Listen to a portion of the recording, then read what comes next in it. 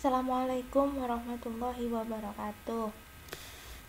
Sekarang kita akan membicarakan tentang analisa data. Kalau sebelumnya kita bicara tentang analisa data, itu saya memberikan gambaran awal bagaimana cara untuk menggambarkan data dalam grafik agar supaya data yang digambarkan tersebut dapat menghasilkan suatu kesimpulan atau suatu analisa yang baik dengan melihat grafiknya saja. Nah, apa saja yang dihasilkan dari analisa? Analisa itu memiliki prediksi data akan bergerak kemana. Artinya, data yang didapatkan itu mampu memberikan prediksi data ini akan lari ke atas, ke bawah, sejajar, atau bagaimana. Maksudnya seperti ini. Apabila saya menggambarkan data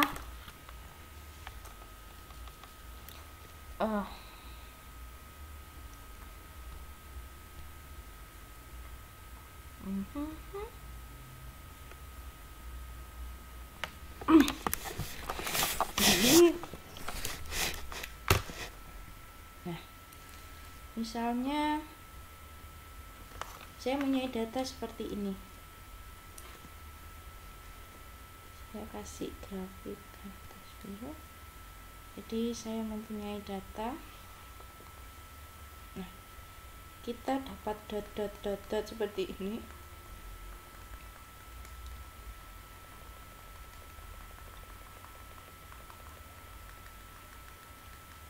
Nah, datanya seperti ini. Nah, memiliki prediksi data akan bergerak ke arah mana. Nah, kalau kita ingin memperhatikan beberapa macam model yang pernah kita kenal, misal kita menggunakan pemodelan Y sama dengan B0 plus B1X, artinya kita melakukan pemodelan secara simple linear regresi. Nah, gini ya. Nah, dengan menggunakan teori yang pernah kita pelajari, kita mendapatkan nilai B0. Kita nilai B0 dan kita mendapatkan nilai B1. Apabila yang X ini kita nyatakan di sini dan Y adalah yang sebelah sini, sehingga apabila kita mendapatkan nilai B0 dan B1 dengan nilai X, misal kalau saya bisa bilang ini di sini adalah 0, habis gitu ini 10, 20, 30, misal 40, ini 50, 60, 70, 80 ya. Kita mempunyai data sampai 80 kira-kira.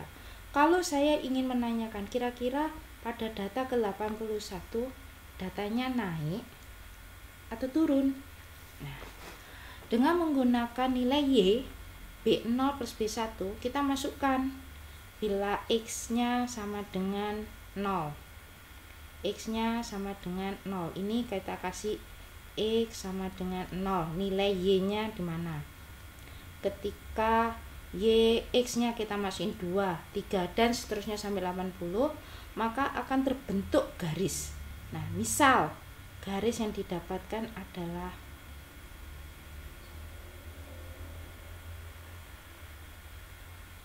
seperti ini.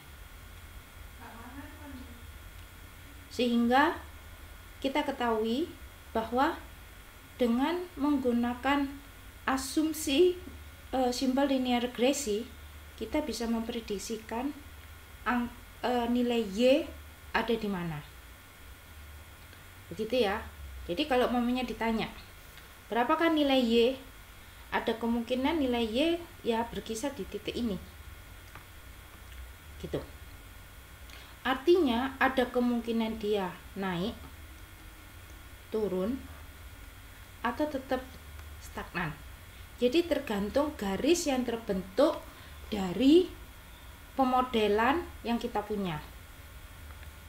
Nah, dengan demikian kita bisa memprediksikan sampai kemana data akan bergerak. Paham ya? Jadi kalau nilai X-nya kita tambah, artinya apa? Data yang akan kita dapatkan itu akan jelas dia mau lari kemana. Karena ada kecenderungan bentuknya data. Nah, contoh-contoh data.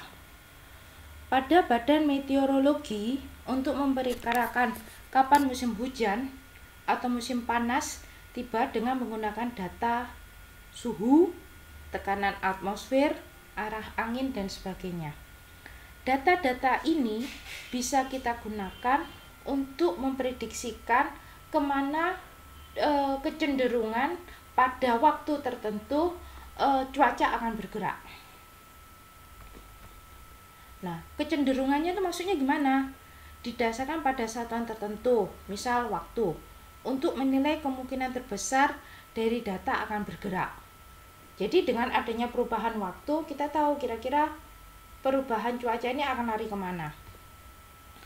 Kecenderungan naik ketika data sebelah kiri lebih rendah dari data terbaru. Artinya apa?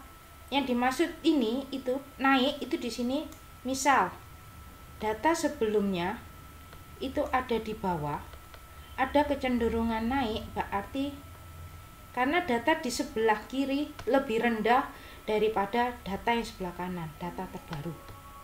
Kecenderungan turun artinya ketika data sebelah kiri lebih tinggi dari data terbaru. Artinya bisa saya gambarkan bahwa data itu seperti ini. Ketika data ada di sini terakhir dan data terbaru di bawah, artinya data yang sebelah kiri akan jauh lebih tinggi, daripada data terbaru. Itu ada kecenderungan turun. Kecenderungan ini dinilai dari data-data matematis. Jadi kita tidak bisa memprediksikan data hanya dengan menggunakan feeling, tapi kita menganalisanya berdasarkan data matematis.